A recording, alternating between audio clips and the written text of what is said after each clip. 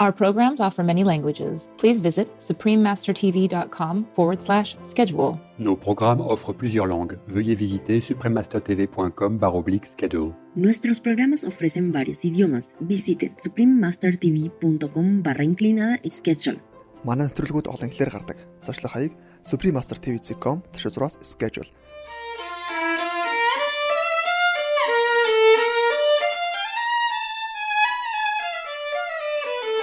Cremona, the city of violin making, part 202. Continue watching to find out more.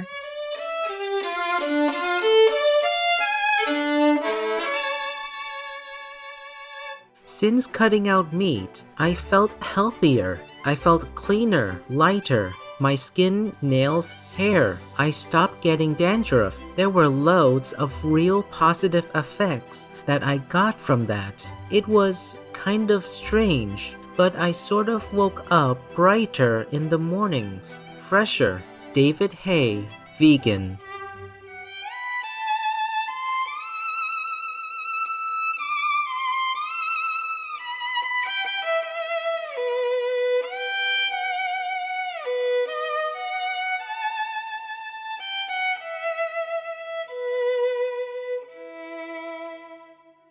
Radiant viewers, when you visit the picturesque island of Corsica, you can say "Como siete" to greet the locals. That means "How are you?" I'm Alize, the God-loving residents of Corsica. Pray you live long and healthy, so all on earth can benefit from your benevolent work and pure energy. Welcome to our show, Cremona, the city of violin making, part 2 of 2. The art of making superb quality violins was first developed in family-owned workshops in Cremona about 500 years ago. The Amati, the Guarnieri, and the Stradivari in the city of Cremona are still among the prominent families who have long-standing expertise in the manufacture of high-quality violins. Many of their products are preserved in prized public and private collections.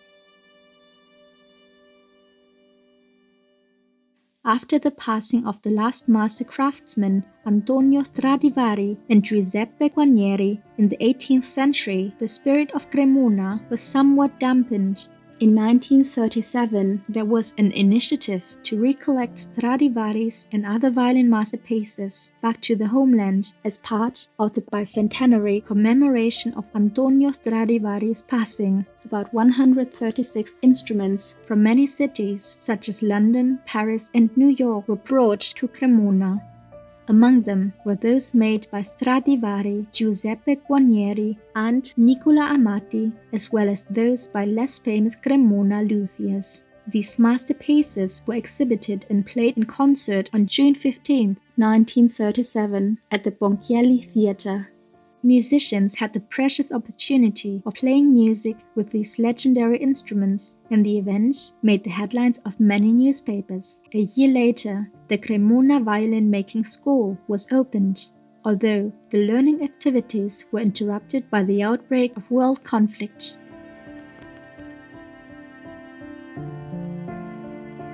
The second wave of the violin-making revival came in 1950, resulting in the establishment of many workshops over the coming decades. The new masters and their apprentices restored and redefined the tradition of string instrument making in Cremona.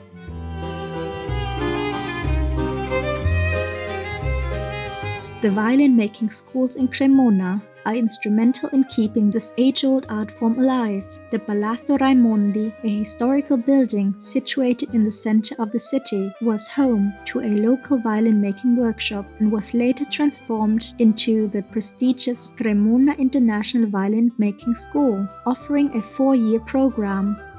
Peter Tatar from Hungary was the first foreign student in the school and later became a teacher. Today, there are about 170 students in the school, with the majority coming from abroad. Such is the level of detail and expert guidance in the school that it takes 1 year for each student to make one instrument. In Cremona, there are also private violin schools, such as Accademia Cremonensis, founded by Fondazione Lucchi in 1976.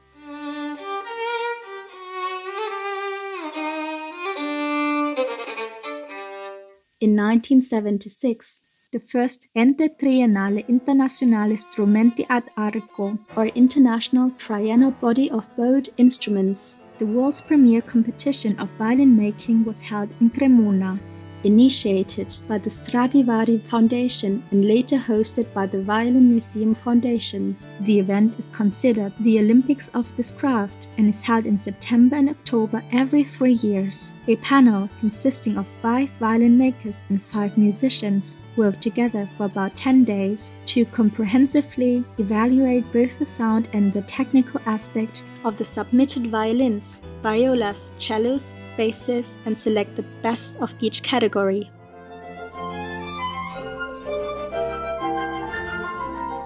The year 2021 was the 16th year of the Violin Making Olympics and featured 280 string instrument submissions made by 198 craftsmen from 35 countries. In the end, gold medals were awarded to the cello made by Japanese-born Katsune Nemoto and the double bass made by Guido Mariotto.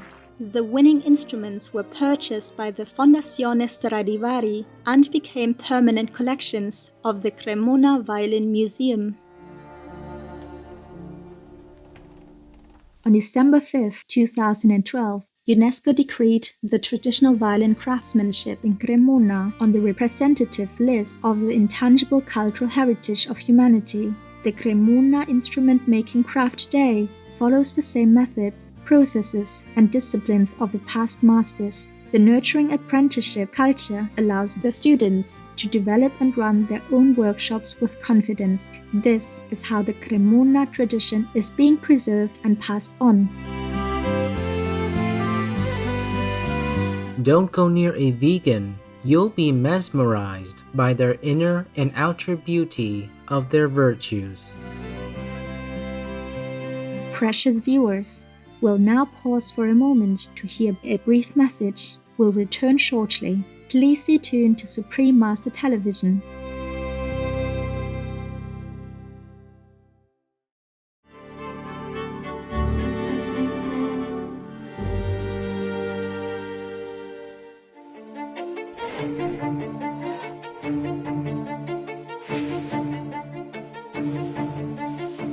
Welcome back to our show on the Italian city of Cremona, home of violin making. The superior sound of the violins made by the Cremona masters has been a source of fascination for many musical enthusiasts who often spend years to decipher the secret formula behind these masterpieces. Dr. Joseph Nagyvárty, a Hungarian chemist, found that one of the factors influencing the instrument quality was the chemicals used in treating the wood against worm infection in the old times. He stated, This new study reveals that Stradivari and Guarneri had their own individual proprietary method of wood processing to which they could have attributed a considerable significance. They could have come to realize that the special salts they used for impregnation of the wood also imparted to it some beneficial mechanical strength and acoustical advantages. Dr. Emeritus William F. or Jack Fry, a physics professor at the University of Wisconsin in the United States, chanced upon a Stradivari violin and a Galliano violin one evening in 1961 and was amazed by the sound. He said, For the first time in my life, I realized how a good violin can change one's ability to play. That evening sort of awakened me. Since then, Dr. Fry embarked on a 30-year quest to discover the secret of Stradivarius violins. Using a scientific approach and analysis, he came very close to reproducing the sound of the great Italian violins. However, it's commonly agreed that the final result is affected by a lot of variants, such as the choice of wood, varnish, and attention to many other details. Other contributing factors include the experience, sensitivity, artistic talent, and insights that are unique to each craftsman. The spirit of Stradivari, Amati, and Guarnieri is omnipresent in the city of Cremona, where workshops can be found in almost every corner. Let's take a peek at Andrea Schutz's workshop.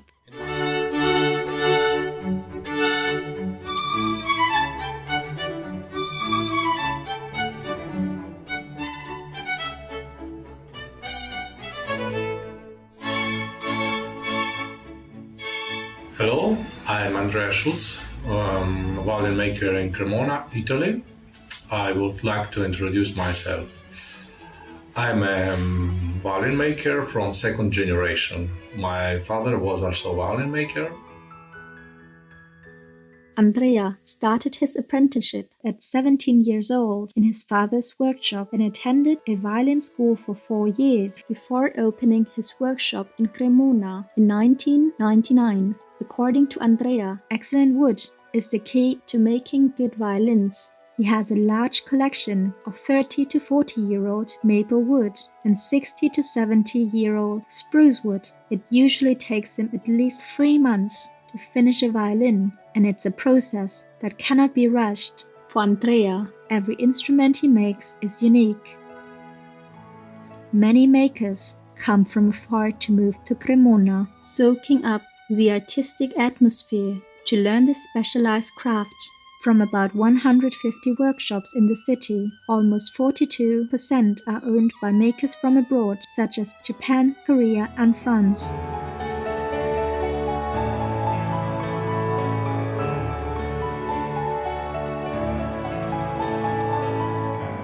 It has been almost 4 decades since French violin maker Philippe Devanoux left his home to live and work in Cremona. He told a journalist from the New York Times, "This is an antique job.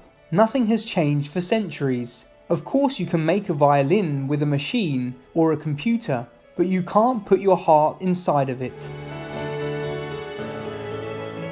Perhaps because of its violin-making heritage, the city of Cremona is also a center for musical excellence, being the birthplace of the influential Renaissance composer Claudio Monteverdi. Also based in Cremona is the Quartetto di Cremona, or Quartet of Cremona, a highly acclaimed chamber ensemble that is regularly invited to perform all over the world.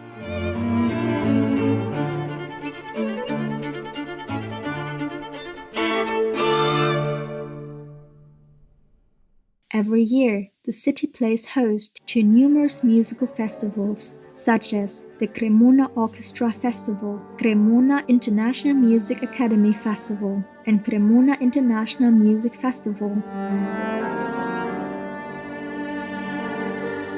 The 2022 Cremona Orchestra Festival will take place from June 28th to July 2nd. And selected orchestras will have the privilege to perform in this historical city.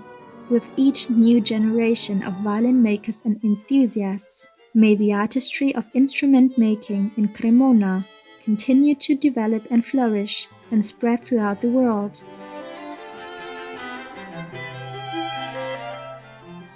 Vegan, so we don't have to pray to heaven. We'll just make one here on earth. Optimistic viewers, thank you for your company today during Cremona, the City of Violin Making, Part 2 of 2. In the grace of the divine, may we soon be able to live more harmoniously with our animal person co-inhabitants and enjoy lasting peace and happiness on earth. Our programs offer many languages. Please visit suprememastertv.com/schedule and suprememastertv.com/AJAR.